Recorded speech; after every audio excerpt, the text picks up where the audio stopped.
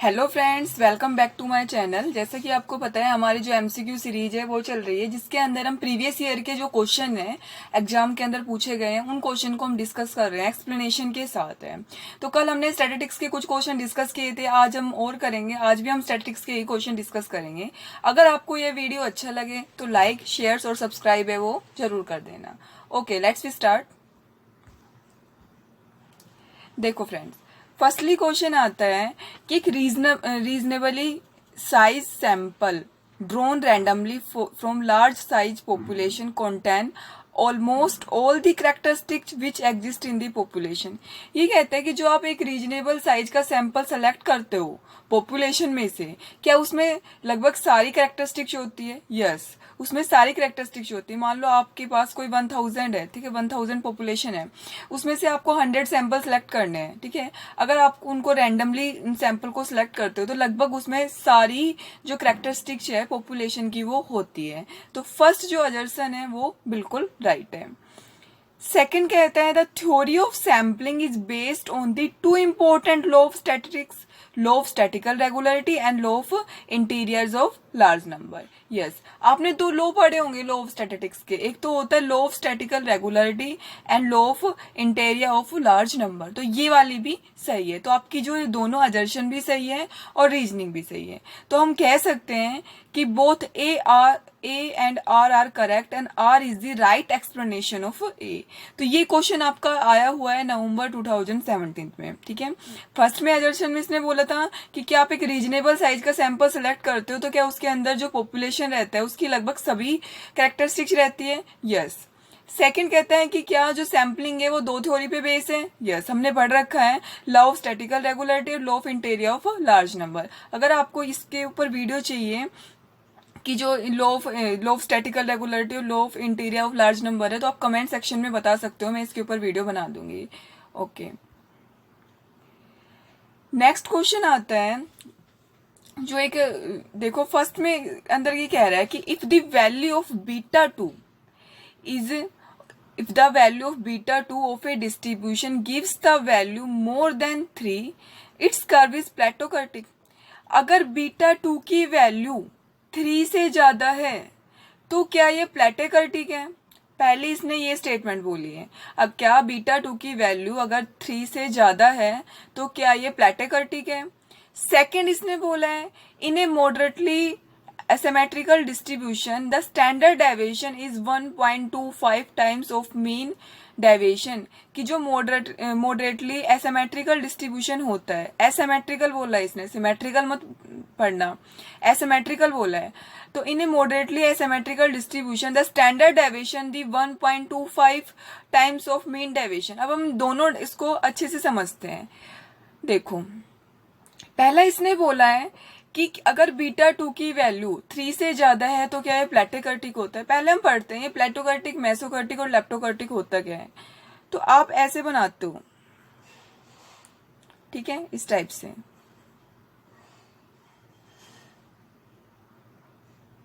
ठीक है। एक मिनट रुको, इसके अंदर आप ऐसे बनाते हो, ठीक है।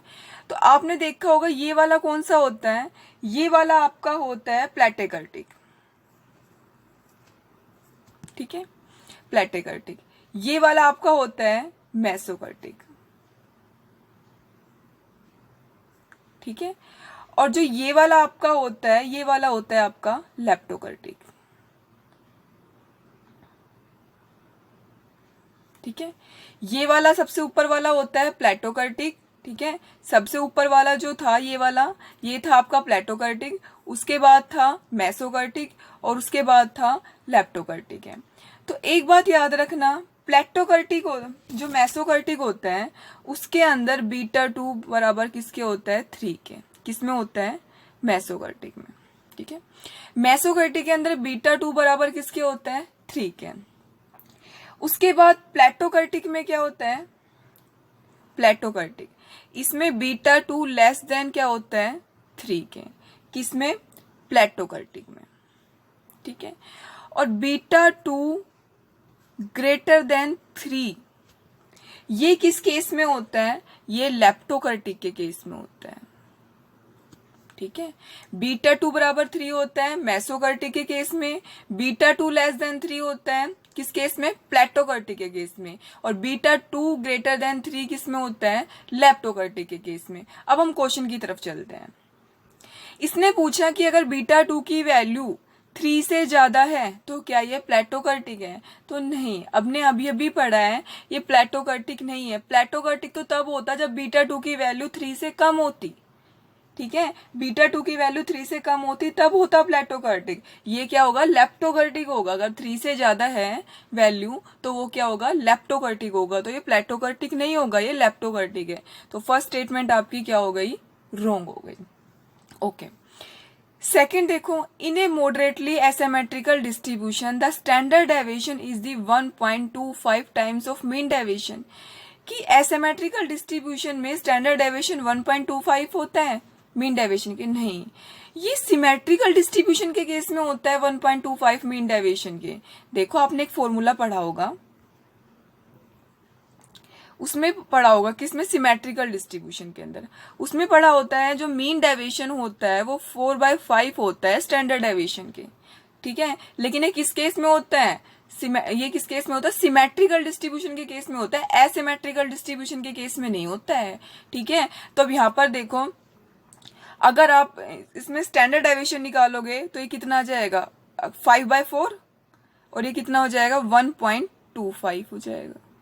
लेकिन ये किस केस में है, सिमेट्रिकल डिस्ट्रीब्यूशन के केस के अंदर है, ये एसिमेट्रिकल डिस्ट्रीब्यूशन के केस के अंदर नहीं है। तो इसलिए जो आपकी ये वाली जो स्टेटमेंट है, ये वाली भी रॉन्ग हो गई और ये वाली भी रॉन्ग हो गई। फर्स्टली तो क्या है, क्योंकि अगर बीटा 2 की वैल्यू 3 से ज्यादा है तो प्लेटोकर्टिक नहीं है, वो क्या है, लेप्टोकर्टिक है। और दूसरा क्या है कि अगर एसिमेट्रिकल डिस्ट्रीब्यूशन है तो स्टैंडर्ड डेविएशन की वैल्यू 1.25 होती है, नहीं, वो सिमेट्रिकल डिस्ट्रीब्यूशन के केस में होता है, ना कि एसिमेट्रिकल डिस्ट्रीब्यूशन के केस में होता है। इसलिए आपकी ये वाली स्टेटमेंट भी क्या हो गई, रॉन्ग हो गई। तो आप कहोगे आपकी जो दोनों स्टेटमेंट है वो क्या है, इनकरेक्ट है। तो आपका आंसर क्या हो गया, ऑप्शन नंबर ए, ठीक है। ये वाला जो क्वेश्चन है ये आपका दिसंबर 2018 के अंदर पूछा गया है, ठीक है। अगर आपको फिर भी इस वाले क्वेश्चन में कोई प्रॉब्लम है तो आप कमेंट सेक्शन में बता देना, मैं आपको और अच्छे से एक्सप्लेन कर दूंगी। देखो नेक्स्ट क्वेश्चन, यहाँ पर क्या है, लिस्ट 1 को लिस्ट 2 से मैच करना है। अच्छा, फर्स्टली को पूछ रखा है कि स्टैंडर्ड एरर ऑफ मीन, आपने पढ़ रखा है स्टैंडर्ड एरर ऑफ मीन की हम डेफिनेशन ही पढ़ते हैं कि ये क्या होते हैं, standard deviation of the sampling distribution.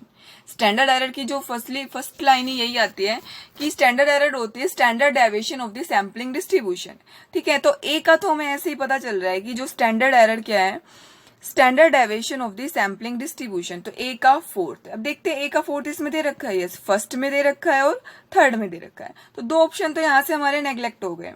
Okay, इसके बाद इसने देखो सी ऑप्शन में पूछा है नॉन स्पेसिफिक हाइपोथेसिस। तो नॉन स्पेसिफिक हाइपोथेसिस क्या होता है, अल्टरनेटिव हाइपोथेसिस होता है। तो ये कौन सा हो जाएगा, ये वाला हो जाएगा। सी का क्या हो गया, फर्स्ट हो गया। अब देखो सी का फर्स्ट किसमें है, इसमें। वैसे तो हमें यही आंसर मिल गया, लेकिन और भी हम देख लेते हैं।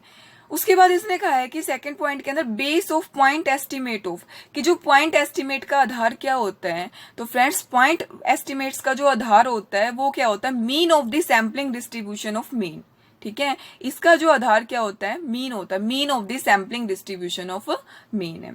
उसके बाद parametric value of descriptive statistics के अंदर क्या होता है कि हम सारी वैल्यू को लेकर चलते हैं, value based on all observation, ठीक है। Parametric value of descriptive statistics के केस के अंदर ऑब्जर्वेशन होती है, जितने भी ऑब्जर्वेशन होते हैं उसकी सारी वैल्यू को लेकर हम चलते हैं। तो इसका आंसर क्या हो जाएगा, डी का सेकंड है, ठीक है।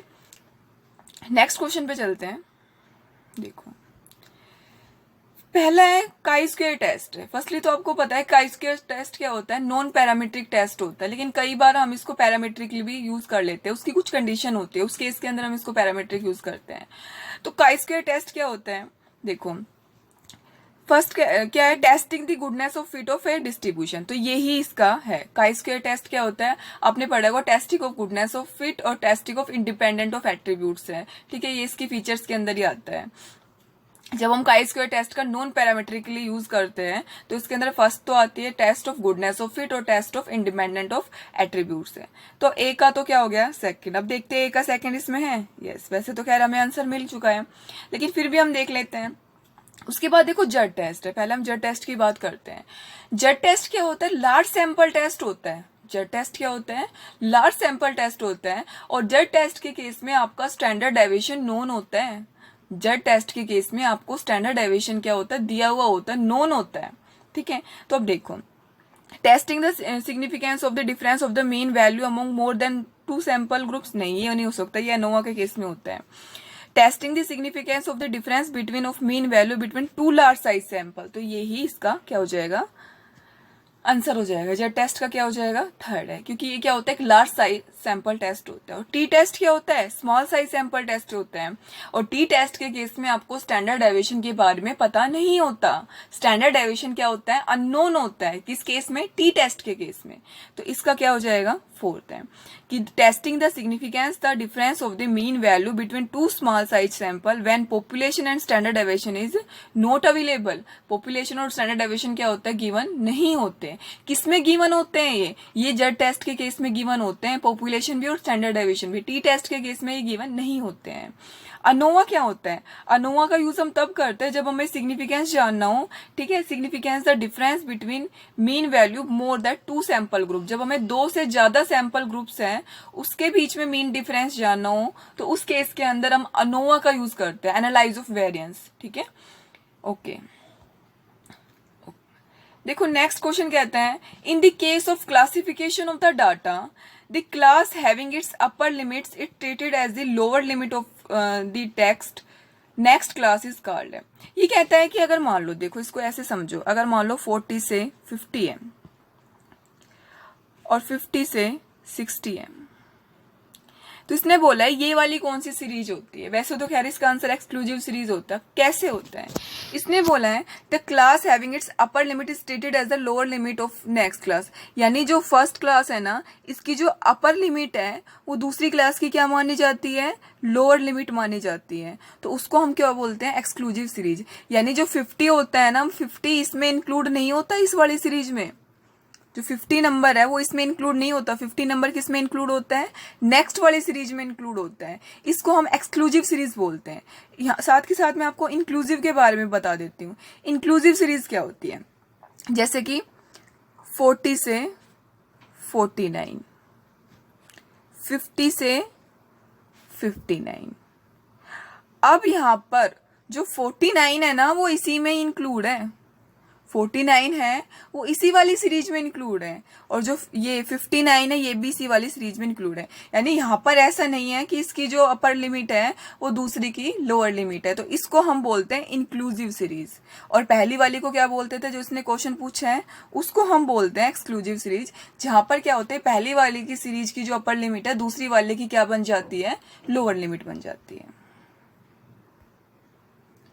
नेक्स्ट क्वेश्चन आता है, for a standard normal probability distribution mean and standard deviation are. जो स्टैंडर्ड नॉर्मेलिटी डिस्ट्रीब्यूशन होता है उस केस में मीन और स्टैंडर्ड डेविएशन की वैल्यू क्या होती है? तो उस केस में मीन की वैल्यू तो 0 होती है और स्टैंडर्ड डेविएशन की वैल्यू क्या होती है? 1 होती है। तो इसका आंसर क्या हो जाएगा? Option number 1। Okay, next question देखो। यहाँ पर कह रहा है कि रिसर्चर है ना want to test significance of difference between the average performance of 2 small size sample.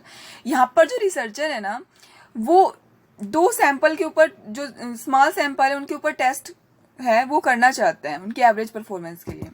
When the information of population standard deviation is not available, ये हम पहले क्वेश्चन में ही कर चुके हैं कि टी टेस्ट के केस में क्या होता है? पॉपुलेशन और स्टैंडर्ड डेविएशन गिवन नहीं होते हैं और ये क्या होता है? स्मॉल सैंपल टेस्ट होता है।